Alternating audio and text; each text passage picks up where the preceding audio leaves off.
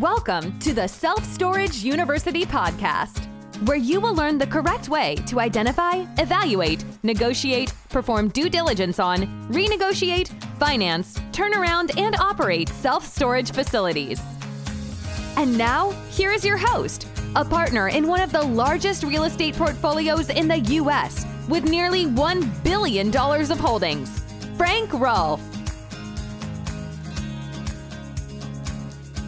We all know the importance of timing, but did you know that timing is even important on choosing the closing date to purchase that storage facility? This is Frank Rolfe, the Self-Storage University podcast. We're going to talk about closing dates and how the correct closing date can get you off on the right foot or it can really put you behind the eight ball. Now, when you choose the closing date, most people think you have to go on the first of the month because that's what the title company tells you they want to do. They want to have a closing on the first of the month. But in fact, the first of the month is the worst possible idea. Now, why would that be that to the buyer, the first is a terrible thing? Well, that means you're responsible to get all the rent for that month. That's the issue. So what's going to happen is the title company is not going to credit you for the rent coming in, right? So you have to go get it yourself. Mom and pop walk away free. They said, oh yeah, I've got $15,400 of monthly revenue. But do you really know that? You don't really know.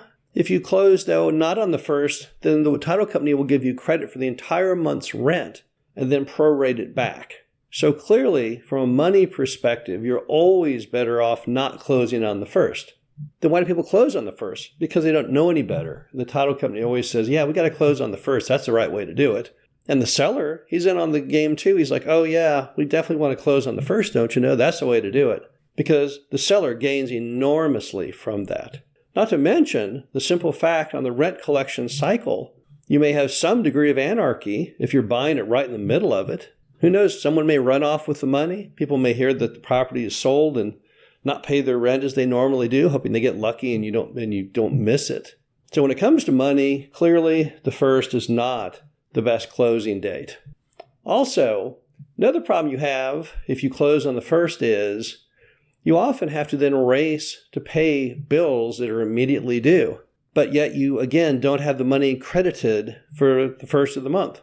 And in some cases, it can be even worse. In some cities and towns, they have in their agreements that you have to post a bond or some kind of deposit to continue on with your utility.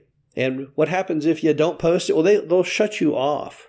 So from a billing perspective, bills perspective, once again, it doesn't make a lot of sense to close on the first. So again, when do you close? Well, anything but the first. Let's say you close at the middle of the month. How does that work?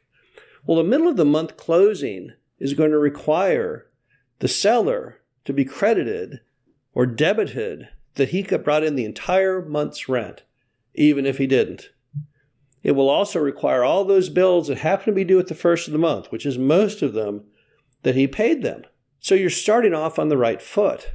And in that scenario, you also have at least a couple weeks to get your feet wet and on the ground so that you're in control before the next cycle of bills and rent comes due. But when you close on the first, you don't have any of those benefits at all. Now you might say, well, then why doesn't everybody not close on the first? Well, again, 2 out of 3 in the transaction want you to close on the first, the title company and the seller. They're going to ramrod. They're going to push for that date.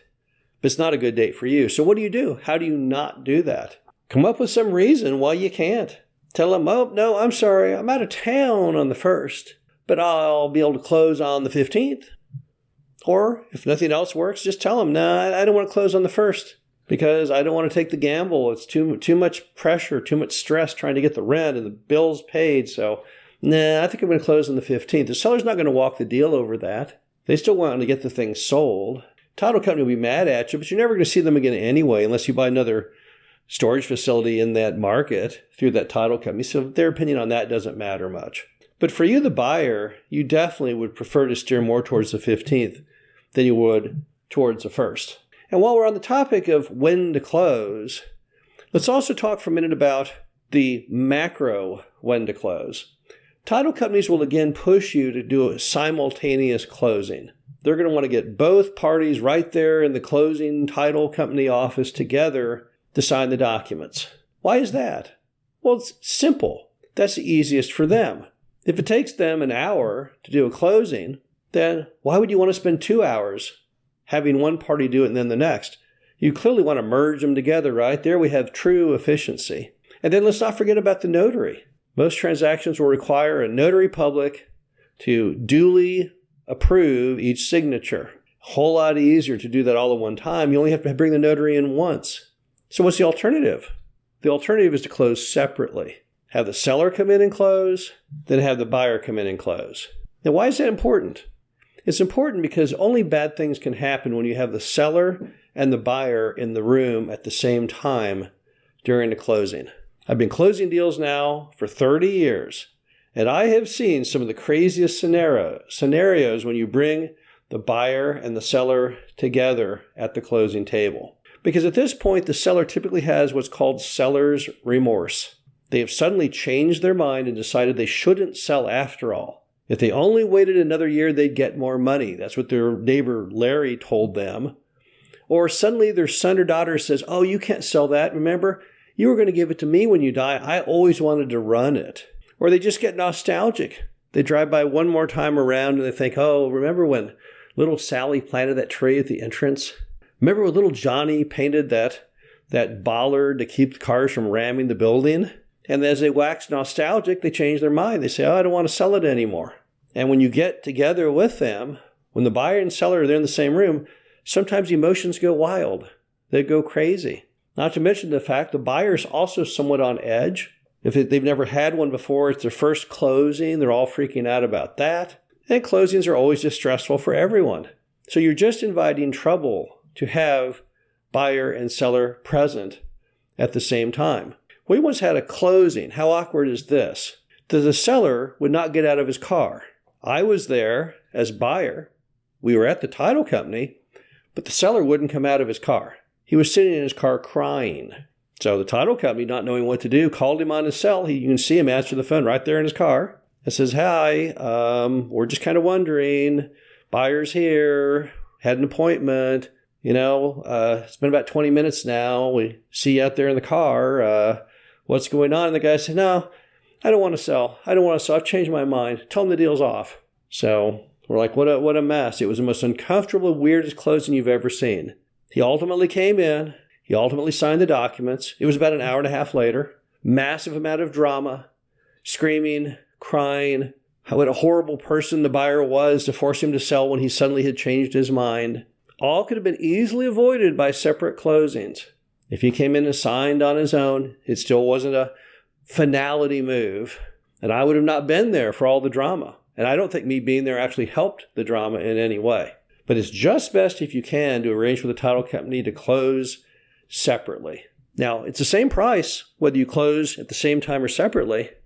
But clearly it's better for you not to be there. So once again, if you have to have a reason, just make something up. Nope, can't do that day. I have to come in later in the day. Come the next day. Title company will get the drift. Or you can just tell them straight up. Here's the deal. There's a lot of emotions flying on this transaction. I think it's just better if we kind of do it separately.